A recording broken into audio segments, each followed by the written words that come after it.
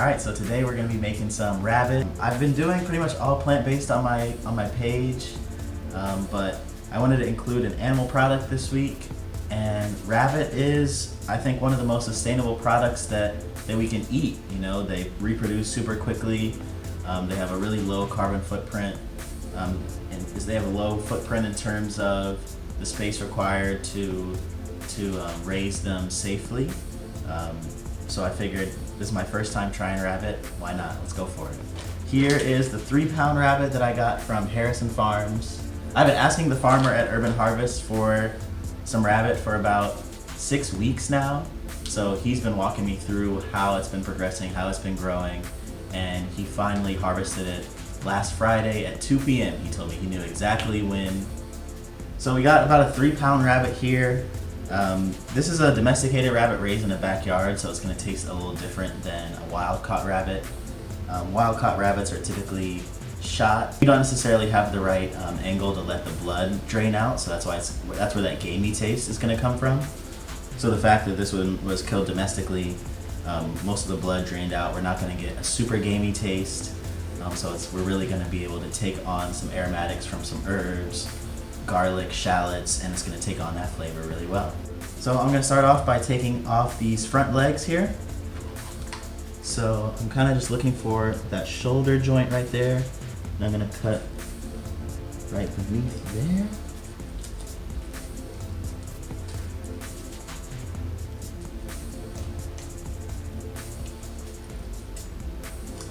Do the same thing here on this side.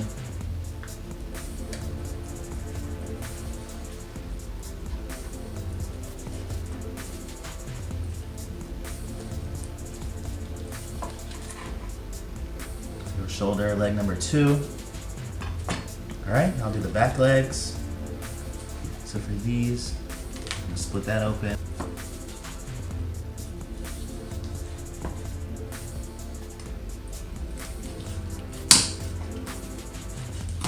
Not a perfect cut, but it's a lot of meat. That's a real meaty leg. These are really lean. Really not a lot of fat on here, so. Second leg.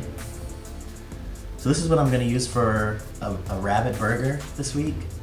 So after we cook that down, we should be able to pull that bone right out, and that's going to be a nice healthy piece for a burger with some fancy toppings.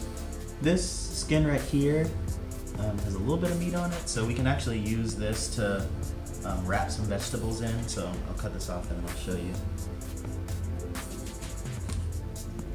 About time for me to sharpen this knife.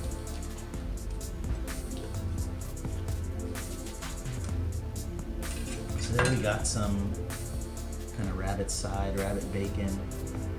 So like I said, we'll get some vegetables in there, we'll wrap that, we'll grill it up, and we'll have a nice appetizer or something like that.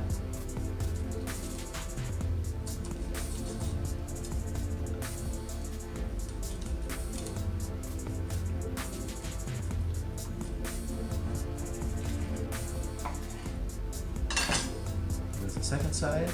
Alright, so next we're gonna take off this rib cage. We'll save this for some bone broth or stock. I'm not quite sure what I'm gonna do with that yet. But I found the last rib right here. I'm just gonna cut up to this top. And this part is basically inedible, so you know, this right here in the back is really the meat that we want. So I'm gonna take my knife. I have a heavy wooden rolling pin right here. Those are just going to allow me to get a clean break on the bone so that we're not going to have any bones floating around once we braise this rabbit. So I'm just going to hit that a few times.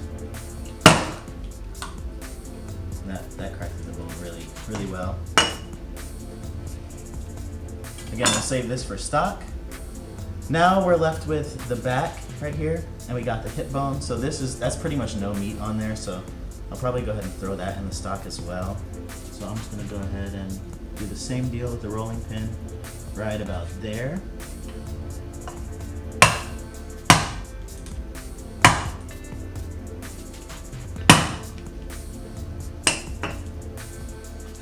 Very nice.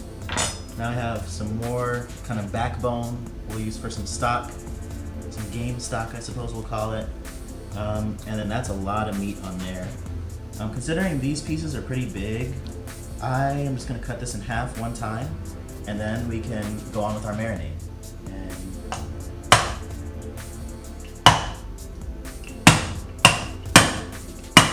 There we go. Now we have two back pieces, our back legs, big juicy back legs, our front legs, and our rabbit bacon that we're gonna wrap some vegetables in, and then some bones for stock. It's natural to marinate your animal meat in some acid so that it's gonna break down those proteins beforehand, make it a lot easier to digest on your body. So we're gonna marinate this for about an hour, hour and a half in some herbs and vinegar. So I've got some spicy vinegar here. I pickled some jalapeno and okras, and this is the leftover vinegar from that. I have some rosemary, dried rosemary from Blodgett Urban Gardens. And I have some Texas tarragon, Mexican mint from Planet Forward. Put all these pieces in this bag. Throw my herbs in there. I just put the whole sprig straight in there. And I'll just cover it up with a little bit more water because we don't need the vinegar at completely full strength. I got some alkaline water here. And we'll seal that up, let that break down for about an hour, and get it on the stove. All right, now that the rabbit's out the marinade, we can season with salt and pepper and then sear. So I have olive oil with just a little bit of milking butter here. And we just want to get a nice sear on both sides of this rabbit.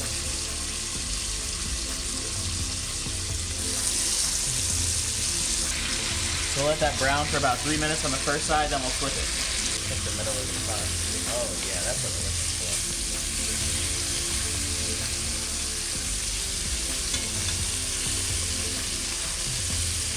So a little bit more olive oil just so we don't burn. I just want to deglaze with a little bit of water first, and it's going to smoke up, so don't be alarmed.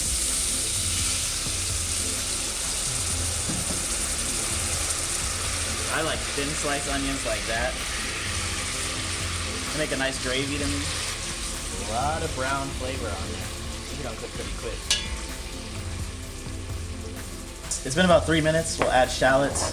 Cook for another minute or so, minute or two, before we add our garlic. We're gonna add some kale to braise with the rabbit, so I'm gonna cook these stems down. And now we'll add the garlic. It's very important to, once this garlic hits the heat, to only make it cook for about 30 seconds. Once you really start smelling aromas, you wanna go ahead and cool it down. Otherwise, you're gonna burn the garlic. All right, now we'll deglaze with a cup of white wine.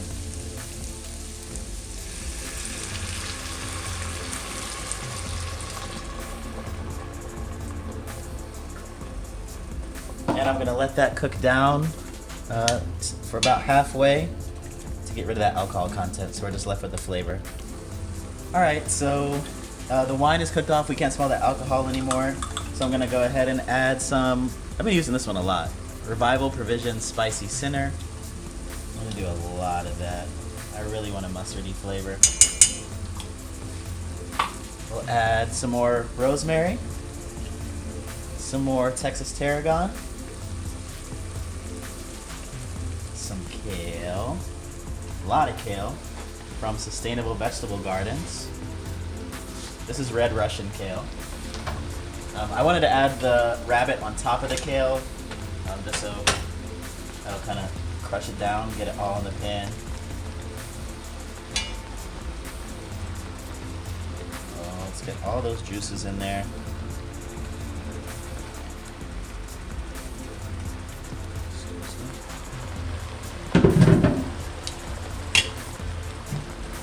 Then I got some vegetable broth, and I basically just want to cover this so we can get a nice braise. This rabbit's going to take about an hour to cook down to get nice and tender.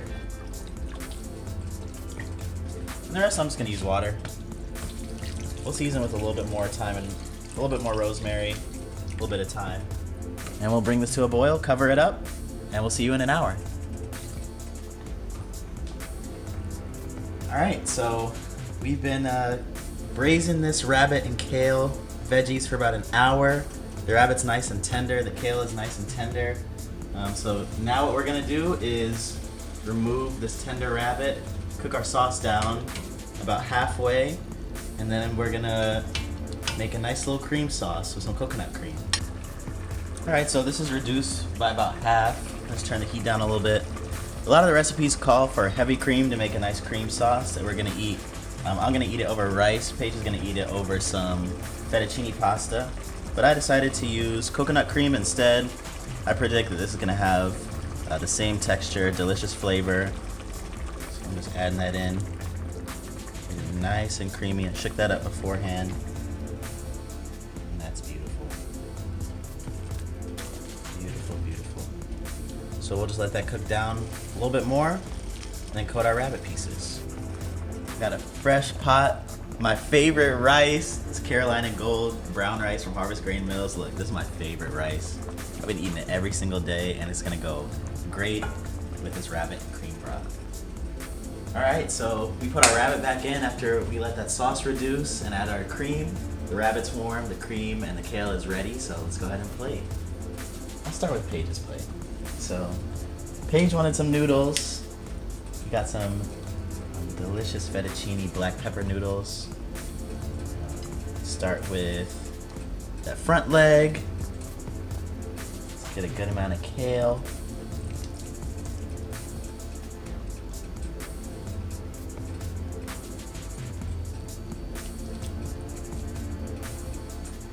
Got a lot of mustard there.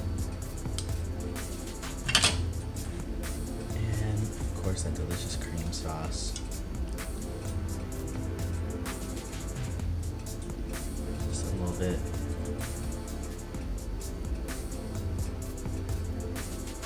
There's plate number one with the pasta. Now over rice, we'll do the same thing. If I can find that other leg, where'd that leg go? Here we go. Front leg.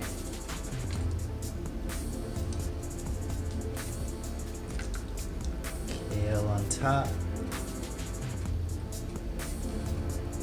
That kale cooked down really well.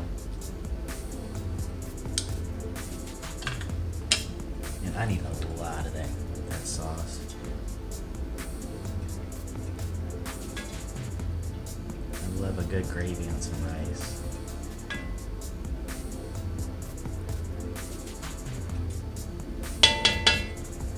And there we go.